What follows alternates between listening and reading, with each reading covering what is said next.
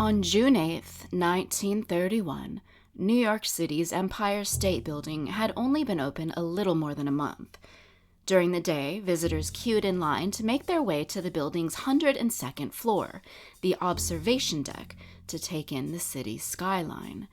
But at 6:30 a.m., the building was not yet open to tourists.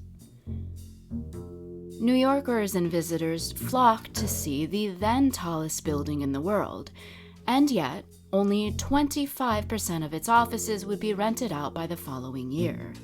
After the stock markets crashed in 1929, a financial depression swept the country, and then the world. When owners found it difficult to lease offices, the building earned a new moniker: the Empty State Building. Daniel Moriarty was one of the many New Yorkers suffering financial hardships in 1931 and took to beachcombing in Long Island to earn spare money. Beachcombers like Daniel would wake early in the morning and comb the beaches looking for trinkets and valuables left behind by beachgoers the day before so that they could sell them. Daniel began searching the sands at the foot of Minnesota Avenue in West Long Beach just after 6 a.m., along with two other unemployed men who respectfully kept their distance as they searched for trinkets of their own. The fog rolled in heavy that morning, so Daniel walked closer to the breakwater to get a better look. At first, Daniel thought he spotted a bath towel left abandoned on a sheltered area of the breakwater, but as he got closer, he realized he had been mistaken. The shape was a woman, tangled in seaweed and lying prone in a hollow of the wet sand, with her dress pulled up above her waist. Daniel froze. It somehow felt wrong to begin shouting, so Daniel pulled her skirts down for modesty and scrambled over to the two other beachcombers and beckoned them over to the dead woman. She was gorgeous, even with a head full of sand and abrasions on her face. Her shoes and coat were missing, but the men could tell she was somebody, with vivid red nails and black patterned silk dress from Lord & Taylor. Within days, she would become one of the most famous women in all of New York, and her death remains, to this day, one of the state's most infamous unsolved murders. Her name was Starr Faithfull, and her short dramatic life inspired scores of books, television shows, and films, including John O'Hara's novel Butterfield 8, which was adapted into a movie with Elizabeth Taylor as Gloria Wandress, aka Starr Faithfull. Starr's mysterious death entranced Americans of 1931. Time magazine wrote, quote, "Observers marveled at what the great U.S. press could do with the conjunction of a perfect front-page name, a sexy death mystery, and a spell of hot weather." This is Old Blood, the historical true crime podcast, and I'm your host, Elise.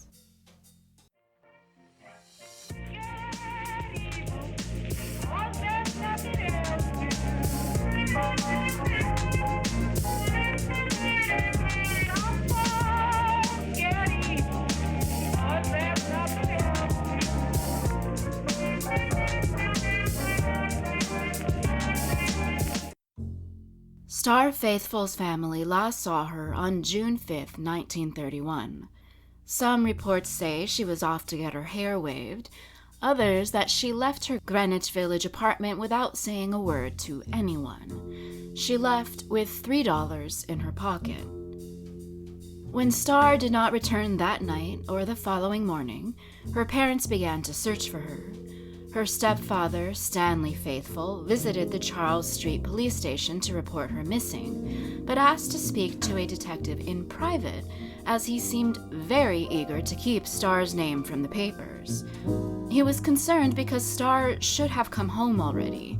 She had no close friends in the city, and it was unusual for her to just leave and not return, as her family always kept a close eye on her. She was a good girl, he said.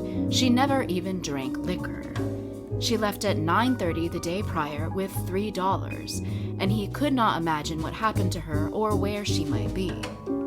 Stanley Faithfull earlier mentioned that Starr was poor mentally, but when the detective asked him about it, Stanley replied that Starr simply suffered from occasional bouts of depression and anxiety, but nothing unusual to explain her disappearance.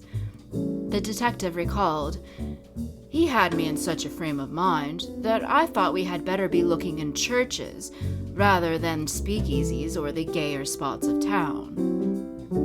When Starr's body washed up on a Long Island beach, no one knew who she was, and no one connected the body to the disappearance of a woman from Greenwich Village several days earlier. When Nassau County Inspector Harold King looked into the body's identity, he first thought it was missing local girl Elizabeth Wardell, then perhaps Catherine Bill, but neither was a match. Inspectors began their investigation of the unknown woman who washed ashore at around 9:30, about 3 hours after Daniel Moriarty discovered her. She had perfect teeth and bobbed hair that was encrusted with sand and seaweed, and her silk gown and red nails pointed to her being of a woman of some means. She wore only a dark, multicolored silk dress with ruffles down the sleeves and silk garter stockings. Her patent leather belt was still looped around her waist, but she lacked shoes, a coat, and undergarments. Law enforcement transported the corpse to the morgue, where an autopsy was performed by Coroner Warrener, who said she was a female about 21 years of age, with blue eyes and reddish-brown hair. She was 5'6" and weighed 135 pounds. The coroner declared she had drowned and been in the water for about 48 hours. Her face looked a bit bruised, but he declared that he saw no signs of foul play.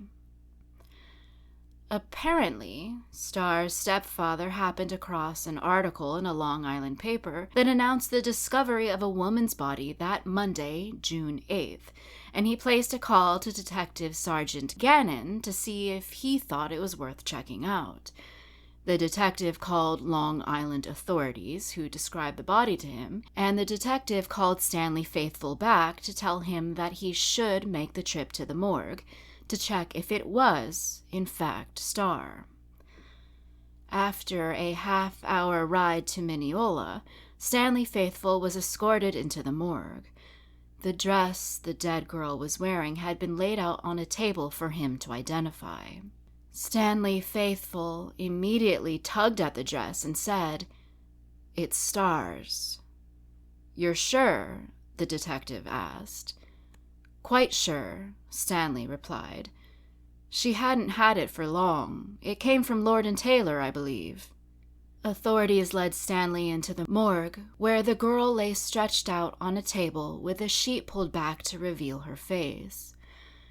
Stanley stared at her quietly for some time before touching her forehead lightly. "You poor girl," he said. An employee trying to say something nice told Stanley, "She favors you," meaning the two of them looked alike, but Stanley was quick to retort, "She is my step-daughter." If Inspector King thought this was crass, he didn't say anything in the moment, and he also stayed silent when Stanley turned away from Starr's body to ask for the cheapest casket they had. Throughout Stanley Faithfull's search for his missing stepfather, he insisted on silence and secrecy, telling everyone that he did not want Starr's name in the press. And yet, when he left the morgue and made the trip back to Manhattan, he arrived to find his street flooded with reporters. Stanley's friend and neighbor George Perry rushed up to hear if the body was Starr. "That was she, and it was murder," Stanley declared. Perry was confused, but Stanley insisted her death was no accident. Perry was concerned about Stanley and advised him to keep quiet and stay away from the reporters, and Stanley agreed. Perry walked back to his apartment, but turned to find that Stanley was not safe inside, but was telling reporters all about Starr and the body that was discovered. In his book, Jonathan Goodman describes Stanley's dialogue with the press as he stood on the stoop of his apartment. Quote, "I have just returned from Nassau County, where I positively identified a dead body found at Long Beach as my stepdaughter, Miss Starr Faithfull, 2 R's in Starr, 2 L's in Faithfull. She was her normal self when she left here last Friday morning. She was accustomed to going for a daily walk. She graduated from Rogers Hall School in Lowell, Massachusetts, where she was captain of the swimming team. Her prowess as a swimmer is hard to reconcile the idea that her death was due to accidental drowning." End quote. He described her as a friendly girl who loved to read and write, shop, and go to the theater. Quote, "Starr was a light-hearted, happy, tranquil-minded girl. She was perfectly happy on the Thursday night before her disappearance. She spent that night at home." End quote. The reporters asked Stanley if there was any reason to think Starr might have killed herself.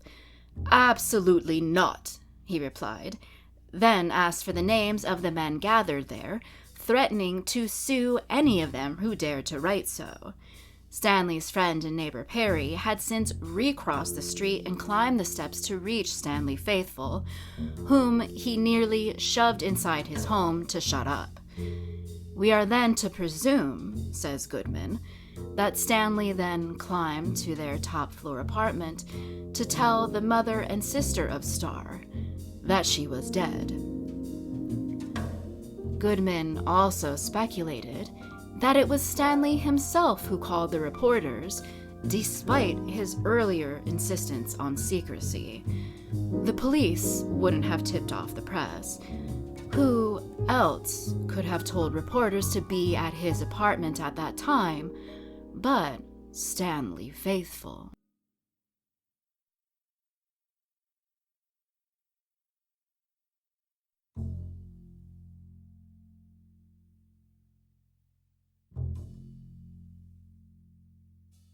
Starr Faithfull was nothing like how Stanley described her to the press.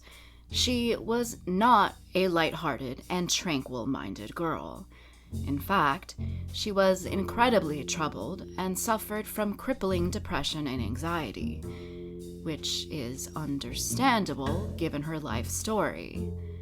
She was born as Marion Starr Wyman, though she always preferred Starr. Her father, Frank Wyman, was from Boston, but worked for a Chicago investment firm, and her mom was Helen Pierce. Helen was proud of the fact that she came from the well-to-do Tucker and McGregor families, though she herself came from the family's impoverished side. Helen and Frank had their first daughter, Starr, in 1906, and her younger sister, Elizabeth Tucker, in 1911. Starr was such a bright and promising girl that her wealthy female relatives decided to pool their money to send her to school. Her younger sister, Tucker, always enjoyed sports and football games more than Starr, but Starr had always been an excellent swimmer and joined swim teams all throughout her school years. Her second love was literature. When she wasn't reading, she was writing and dreaming of having a career as a successful writer. Tucker says that Starr was, quote, "a good girl at heart, and she had great ambitions to be a writer. She had a natural flair for it, and I think she wrote exceedingly well. Her style was rather staccato, an impressionistic sort of writing, and I think she would have been a success." When she was 11, Starr's relatives sent her to Miss Julia Park's school in Massachusetts, where she could visit nearby family. One of her classmates remembered her. Quote, "She was a moody girl, noted for her remarkably erudite conversation and her habit of reading books far beyond her age. She read prodigiously of the heaviest tomes and kept a complete record in her diary of her impressions, claiming she intended, someday, to write a book." Starr was always a willful girl, but she began to change and became much more difficult and withdrawn at around the age of 11. The same schoolmate recalled that she, quote, "grew more and more sensitive about her personal and family affairs. Once, she suddenly broke off acquaintanceship with two chums because, she explained, they were too curious about my family affairs." She went from frank and confiding to reticent and withdrawn. For some time, she refused to even swim because she would not put on a bathing suit. When she did go out, it was in long clothes that covered her body, and then there was another phase where Starr would only wear men's clothes. It was as though she just did not want to be a girl anymore. That was because when she wasn't in her classes, she was frequently with her mother's cousin, Andrew J. Peters. 45-year-old Peters served 4 terms in Congress from 1907 to 1914. He was then President Woodrow Wilson's Assistant Treasury Secretary, and from 1918 to 1922 was the mayor of Boston. He considered running for governor of Massachusetts, but this did not pan out. In his spare time, Andrew J. Peters loved to molest little girls. Hence the changes Starr experienced once she began spending time with him at the age of 11. Peters read to Starr from the books of Havelock Ellis, who wrote a series of books on human sexuality. Some simply describe sexual acts and the psychology of human sexuality, but others delved into topics seriously taboo at the time, and some topics taboo still to us today. Peters was grooming young Starr by reading these books to her. Peters also seems to have favored Ellis's predilection for psychedelics, as he used them on Starr to help her relax for the sexual acts he forced her to perform. Starr later admitted that he would dose her with ether before he took advantage of her. For years, Starr went off with Uncle Peters on automobile trips and hotel stays across the country in her time off from school. Summers were spent with him and his family in Maine. Starr left Miss Julia Park's school in 1921 and began at the prestigious Rogers Hall School at the age of 17. Teenage Starr had since overcome her fear of her own femininity, began to lean into it. Newspapers explain that she began to, quote, use rouge to excess, and spent all her free time styling her hair into the new 20s styles. Her eyes always looked strange to others, as though she were drunk, though this might have just been the side effects of Uncle Peter's ether.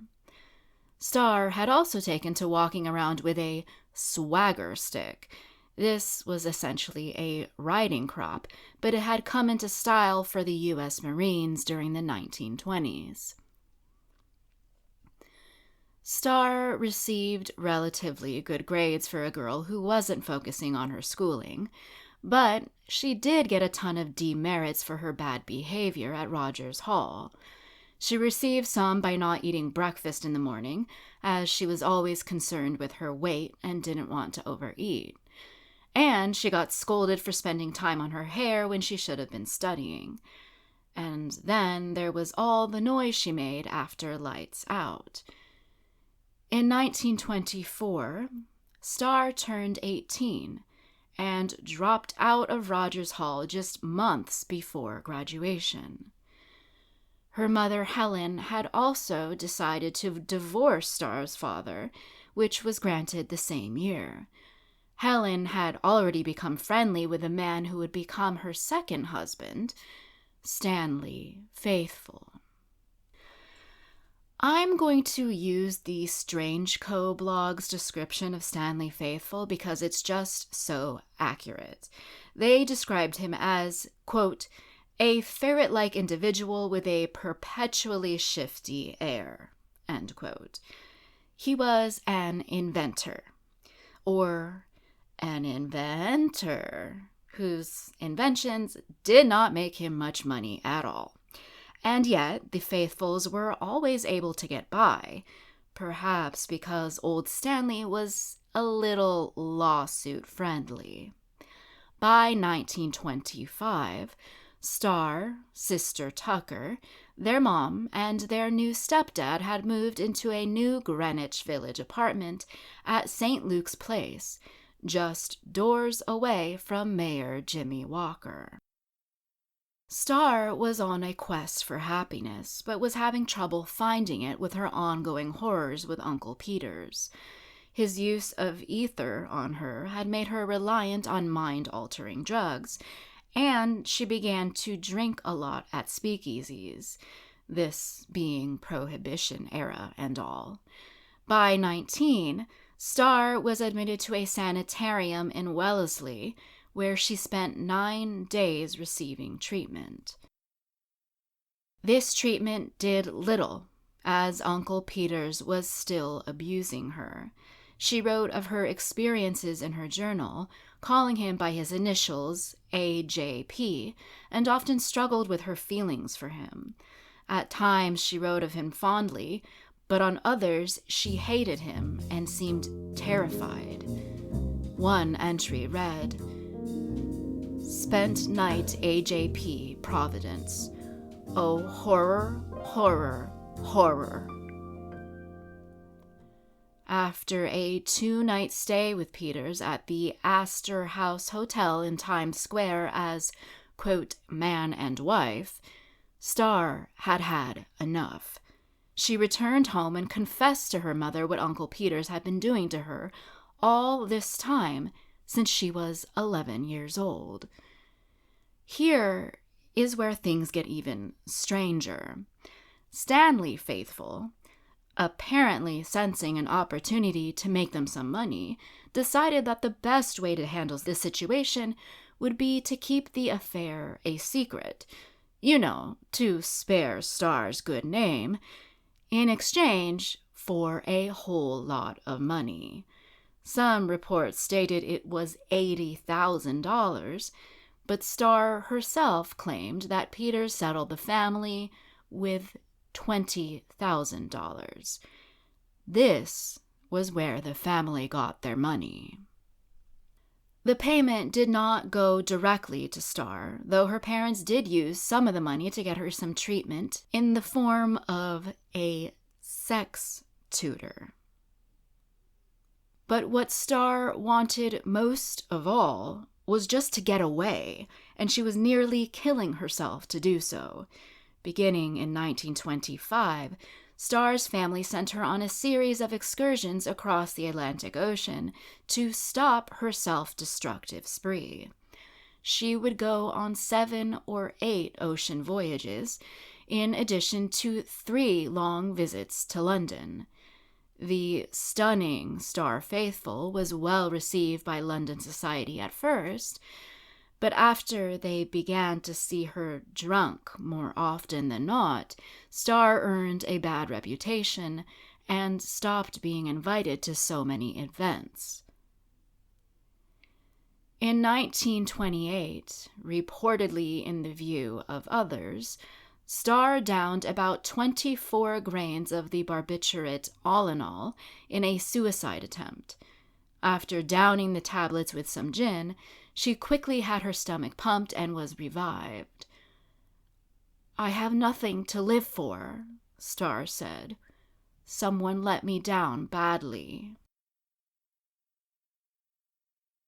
Starr returned to New York and her life of partying to distract herself from all the heartache. On January 3rd, 1929, Starr wrote in her diary, "God damn our house." That was the day's entire entry.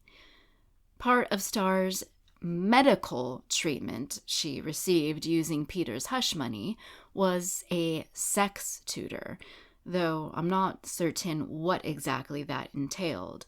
Apparently, her family thought that her experience with Peters left her sexually abnormal. Those are not the words I would use to describe her, but the early sexual abuse did shape her future relationships. Starr herself felt that there was something a bit off with her. She enjoyed flaunting her looks, but at the same time often despised men because, quote, "they are all sex crazy," end quote. She required male attention while at the same time shunning it. Starr once confessed to a friend, saying that she was bad at sex and much preferred the foreplay leading up to it. It went a little deeper than that, though. Starr got her kicks by teasing men. Years of abuse had made her feel so powerless, but she had grown into a stunningly beautiful woman who saw that her sexuality gave her power. For once, Starr was the one in control, and she relished that feeling. Forget sex, she thought. Tantalizing these men to the point that they lost all sanity was much more enjoyable. Of course, not all men respect a woman's boundaries when she says no, and this put Starr into danger. But perhaps danger was the point. Some who write her story claim that she was not just used to being knocked around by men, but may have even encouraged it as a part of her sexual fantasies. In March of 1930, a Joseph Collins and his wife checked into a Midtown Manhattan hotel. I don't know who Joseph Collins really was, but the woman was not Mrs. Collins, for she was Starr Faithfull.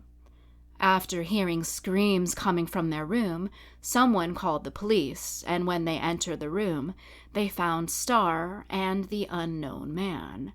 Starr was naked and drunk and had obviously just been beaten by the man, who was sitting with his head in his hands looking angry. It must have been 1931, for the cop just told the man to beat it instead of arresting him. Starr was transported to the hospital.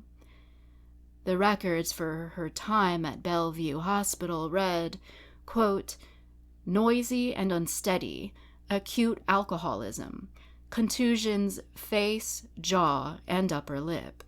Given medication, went to sleep. Next AM, noisy, crying. People came, discharged," end quote. Starr herself wrote about the experience. "I was drinking gin as far as I know. This is the first time I have had anything to drink for 6 months. I don't know how many I had. I don't remember. I suppose somebody knocked me around a bit." By the year of Starr's death, 1931, she had run out of traveling money and was sick of New York City.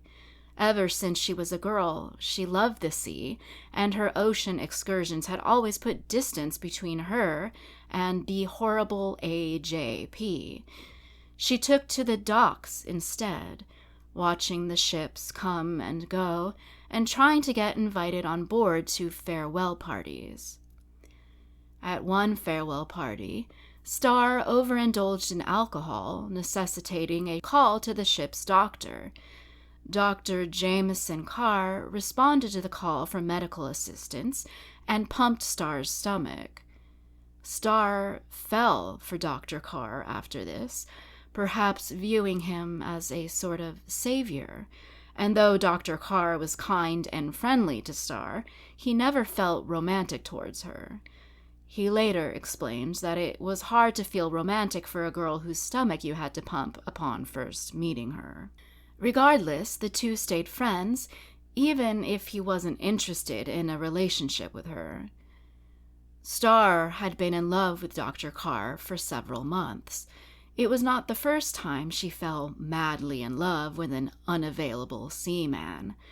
Back in 1926, when Starr began her ocean voyages, she fell in love with cruise director Herbert Miller. Miller didn't feel the same way, but Starr chased after him. On September 2nd, 1926, she wrote in her diary, "I love H.M. like hell. I'm all set to commit suicide if he won't see me. I'll see to that, by God." By 1931, her attention had shifted to several other men. Starr visited Dr. Carr on May 29, 1931. She boarded the Franconia and was escorted to him, but was devastated when he sent her away. She was distraught and didn't want to return home, so she tried to hang around the ship a while, partying with other guests as they waited to sail. The Franconia set sail, and Starr was roaring drunk by the time authorities discovered her and ordered her off the ship. She became hysterical, asking for Dr. Carr and begging not to be thrown off, but Carr was concerned about his career with her causing such drama. She kept screaming, "Kill me! Kill me!" She was desperate not to leave the ship, not to have to return home. Quote, "My God, don't put me off. Throw me overboard, but for God's sake, don't put me off," she cried. Starr wrote a letter to Dr. Carr the following day, followed by another on June 2nd, an apology letter for him to show his employers, assuring them she would no longer trouble them. She sent a third letter on June 4th, the day before she went missing. All these letters were sent off to Dr. Carr on board the Franconia. Stanley insisted that Starr had been home the night before her disappearance, but she hadn't. Several of her acquaintances say that Starr dropped by to ask about any modeling jobs. She had modeled in the past and was looking for another gig, saying she was trying to raise money for a trip back to London. She met another ship doctor, Charles Young Roberts, at 10 p.m. in the lobby of the Roosevelt Hotel, and the two visited a speakeasy, then drove around the city in a taxicab. Jonathan Goodman says that Starr returned home drunk and saying she was going back out to meet a Francis Hamlin. Starr grew hysterical when her mom tried to stop her, but she went out anyway and returned home between 1 and 2 a.m. On June 5th, people saw Starr about the city. She bought a paper from a newsstand at 11:30 a.m., then was seen in a beauty shop trying to get her hair waved. They described her as tall, slender, brunette, strikingly beautiful. And she was, of course, spotted at the pier, with people saying she looked drunk. She took an early afternoon taxi ride with a man named Brucey, as the cabbie later recalled. The cabbie remembered that Brucey seemed annoyed with Starr and eager to be rid of her. They drove Starr back to her apartment in Greenwich Village, with her telling Brucey she would see him later. He replied that she shouldn't. At around 2 p.m., the cabbie saw Starr again at the pier, with that man leading her back to the taxicab. The man told the cabbie to take her home and not to bring her back under any circumstances. The cabbie took off, but she quickly stopped him, saying she only had 10 cents, not enough for a ride. Before he could say anything, Starr jumped out and began walking back to the pier. We know that Starr climbed aboard the Mauretania on June 5th, but we also know that she was seen getting off the Mauretania and driven away from Pier 56 by an unknown driver. She then boarded the ship Carmania, where she had dinner with the ship doctor Roberts, who then gave her $1 and sent her off in a taxi to go to a party on a different ocean liner. The next person to see Starr Faithfull was beachcomber Daniel Moriarty when he happened across her corpse 2 days later.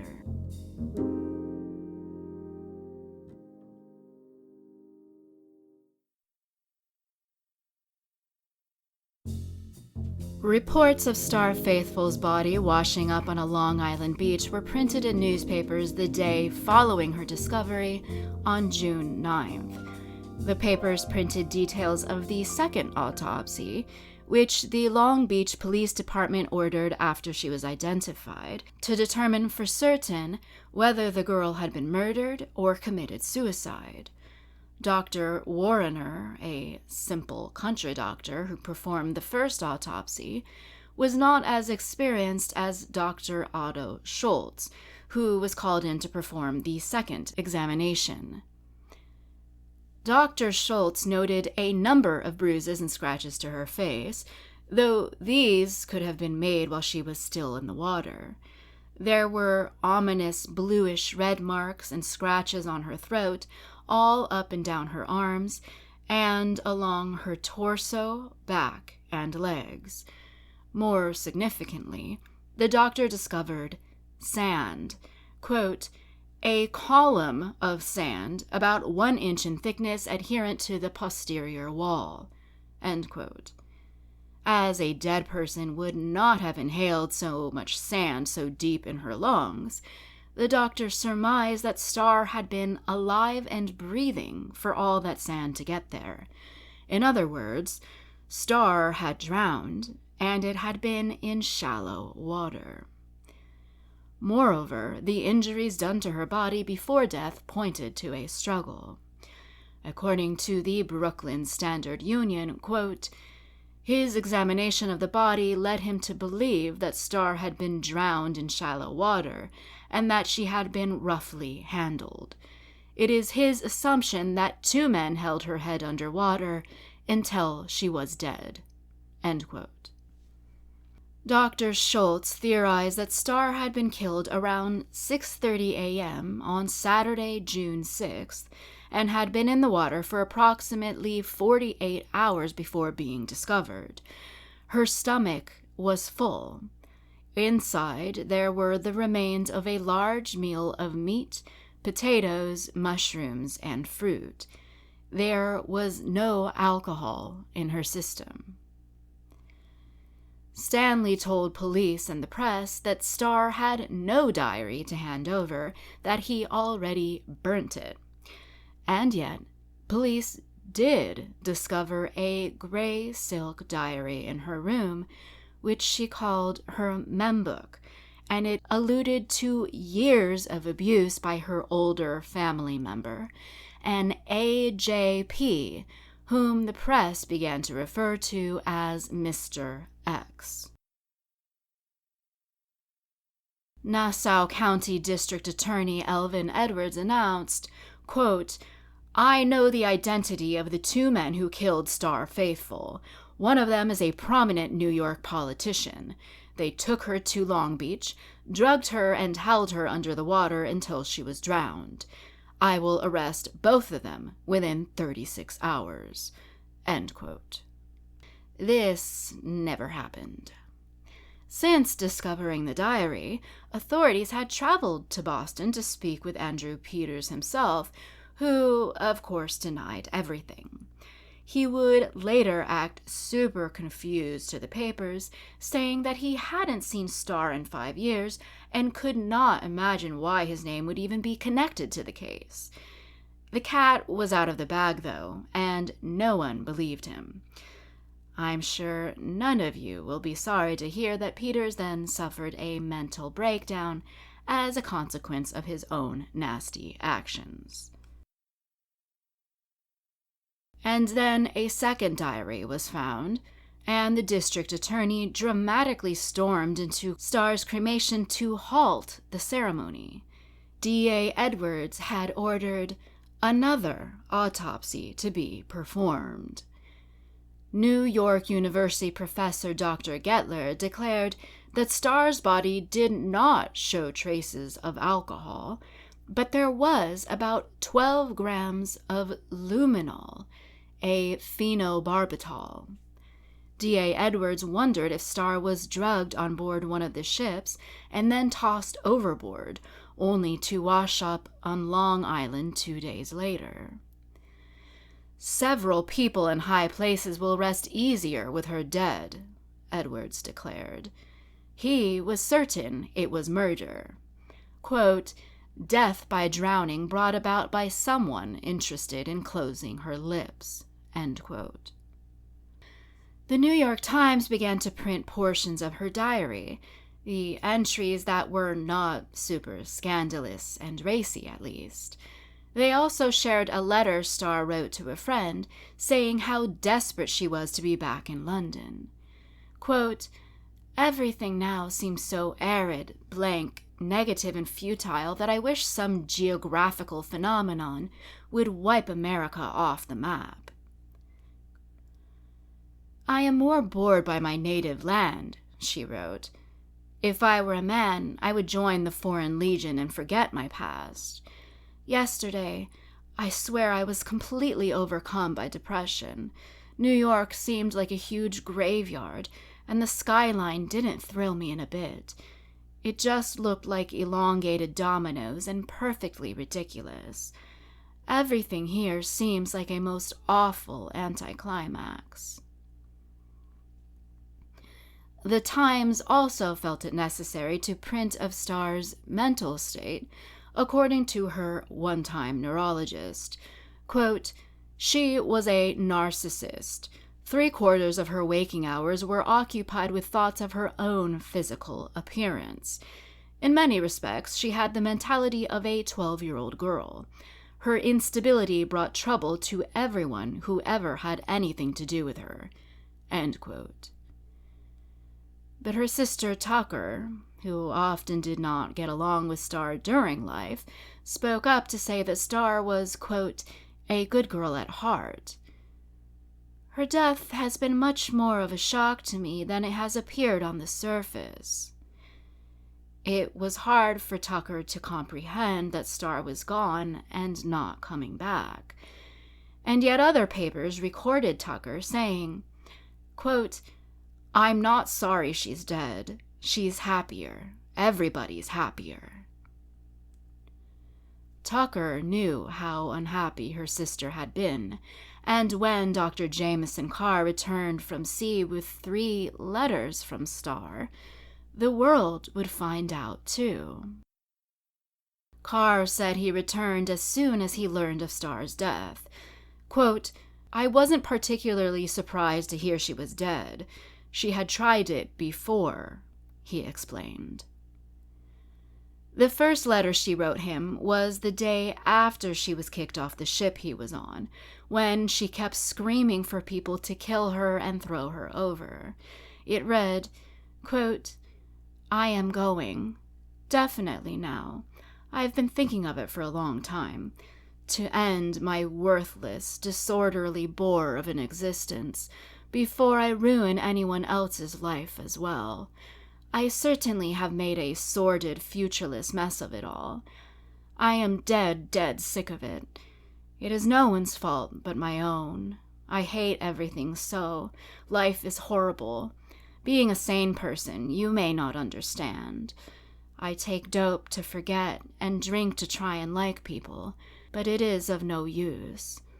I am mad and insane over you.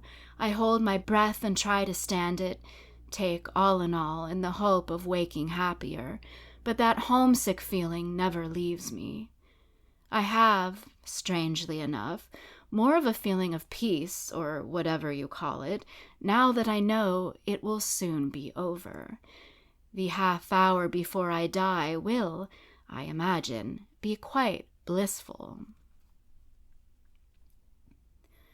Her second letter was a professional, formal apology to Carr and his employers, but the third letter looked a lot like the first. Hello, Bill, old thing.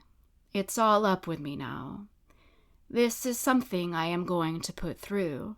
If one wants to get away with murder, one has to jolly well keep one's wits about one. It's the same way with suicide. If I don't watch out, I'll end up in a psychopathic ward, but I intend to watch out and accomplish my end this time. No ether, all, or window jumping.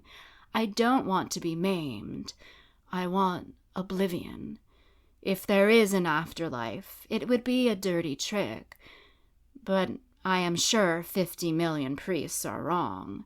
That is one of those things one knows. Nothing makes any difference now.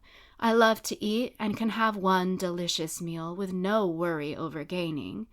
I adore music and am going to hear some good music. I believe I love music more than anything. I am going to drink slowly, keeping aware every second. Also, I am going to enjoy my last cigarettes. I won't worry because men flirt with me in the streets. I shall encourage them. I don't care who they are. I'm afraid I've always been a rotten sleeper. It's the preliminary that counts with me. It doesn't matter, though. It's a great life when one has 24 hours to live.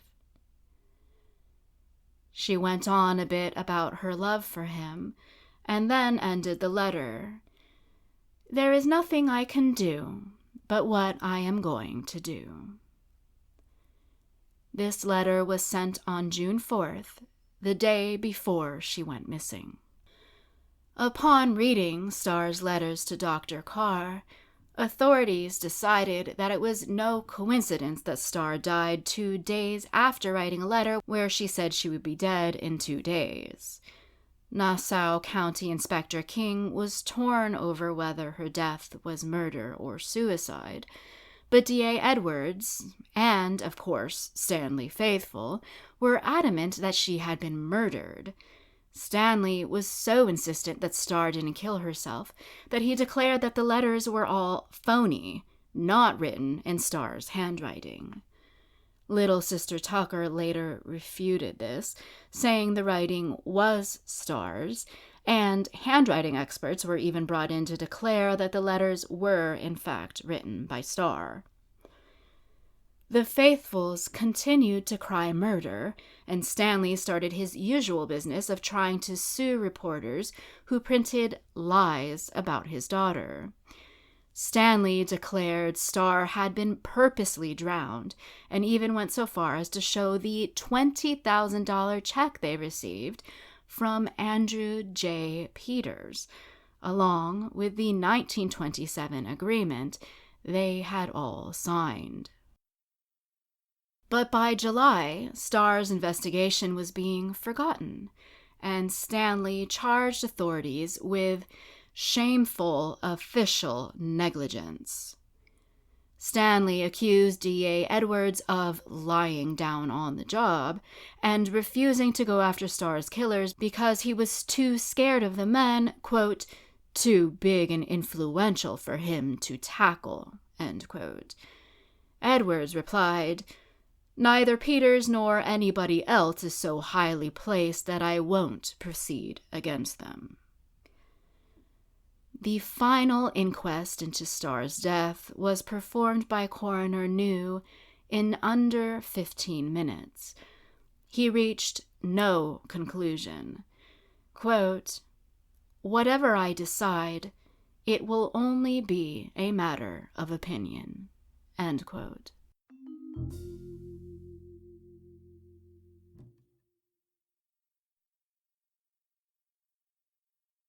Starr planned to kill herself in the summer of 1931. She was not doing well emotionally or mentally, and lacked the resources to get away from her New York worries the way she had in the past. She couldn't even pull off being a stowaway, for she was discovered and thrown off the ship. So, Starr began to write up plans for her death. She would enjoy her last moments on Earth, she decided. She would not drug herself into oblivion with ether or barbiturates. She would be alert and savor her last night alive.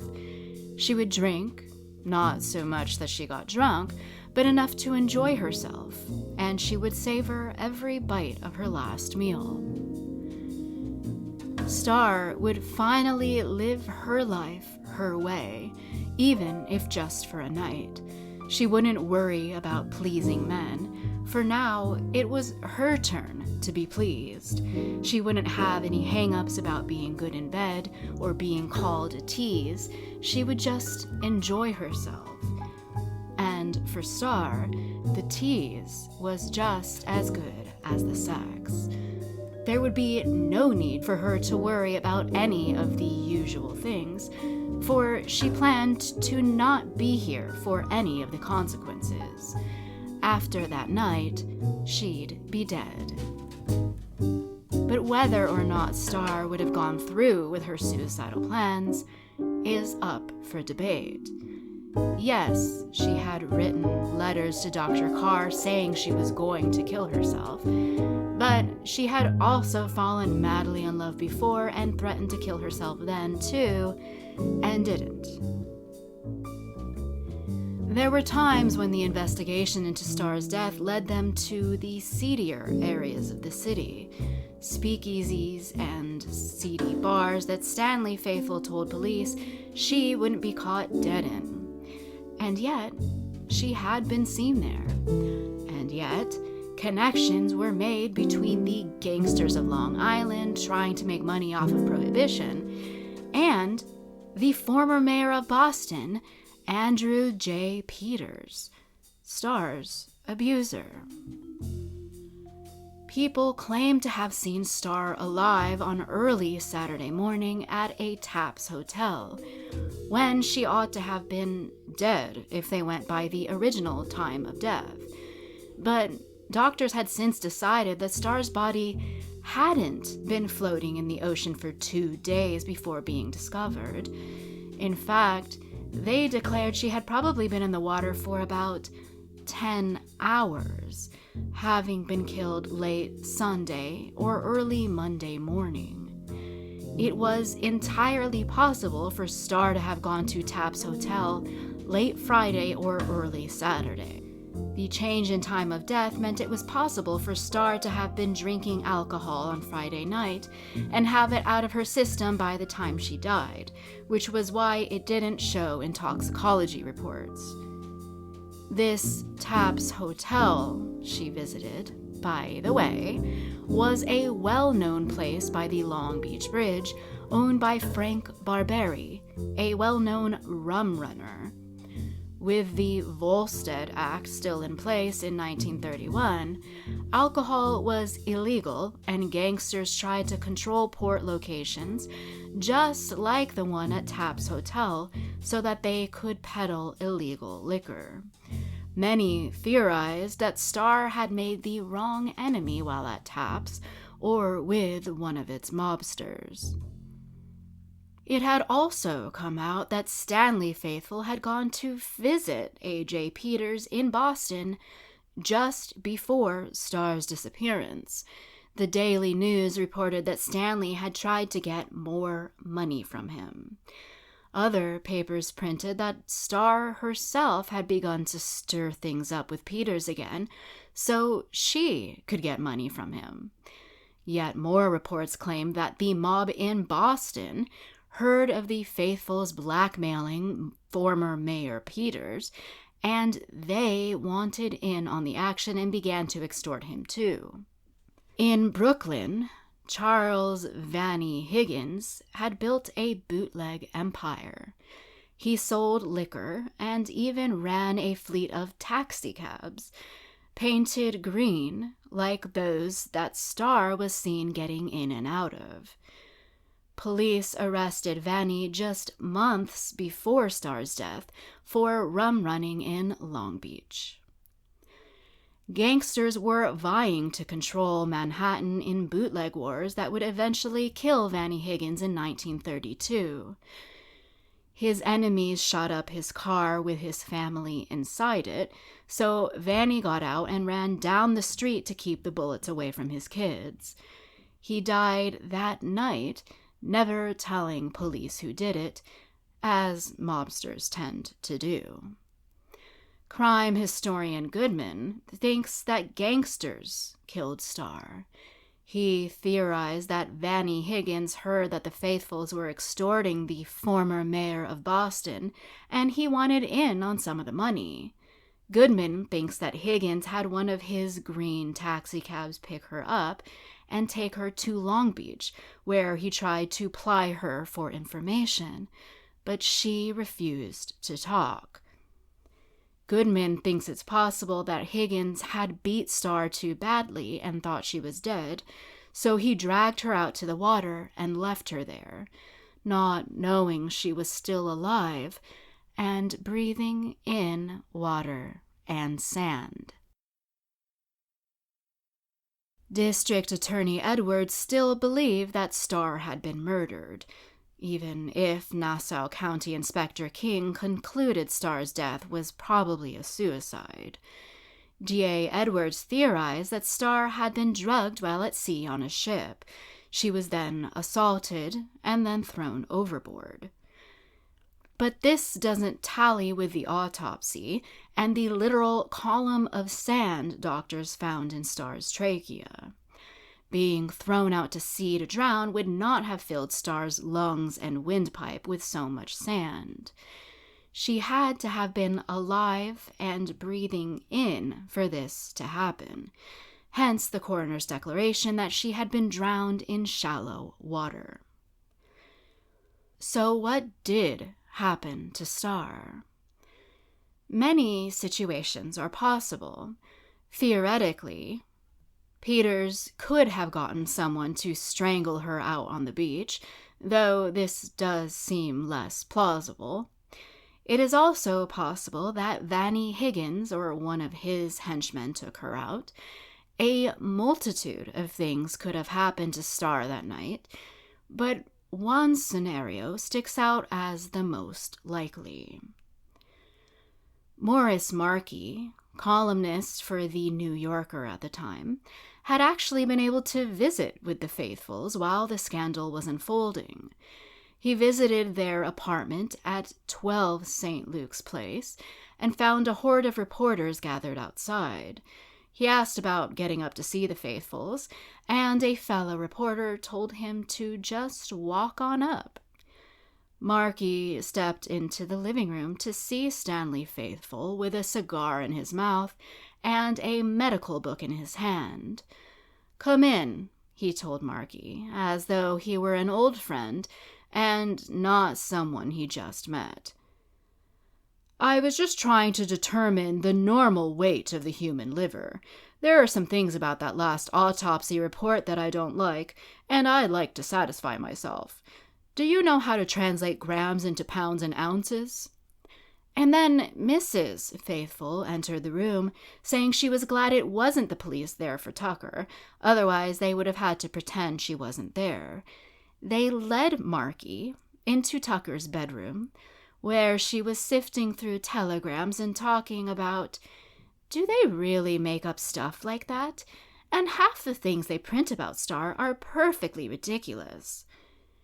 Then, a minute later, Tucker asked, "What's going to happen to all of us when the excitement dies down?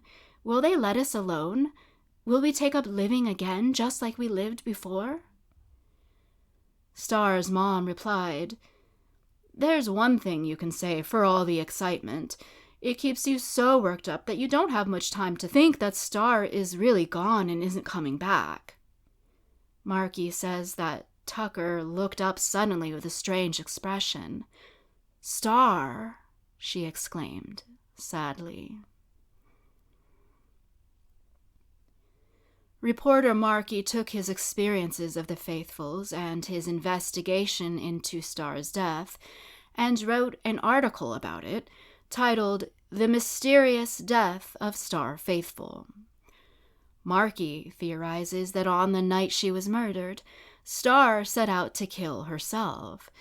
She dined well, as she said she would, and then she went off to allow herself to be picked up by a handsome man, just as she said she would.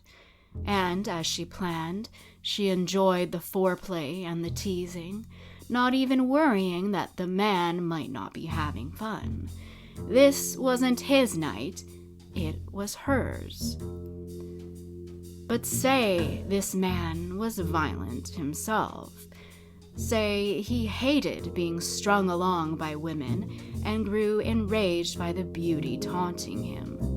Say he lashed out at her, just like Joseph Collins from the hotel room. But this man went a step further. Perhaps this stranger grabbed her by the neck and held her head underwater until her windpipe filled with sand and water, and she drowned. Perhaps Starr Faithfull was murdered on the very night she intended to kill herself.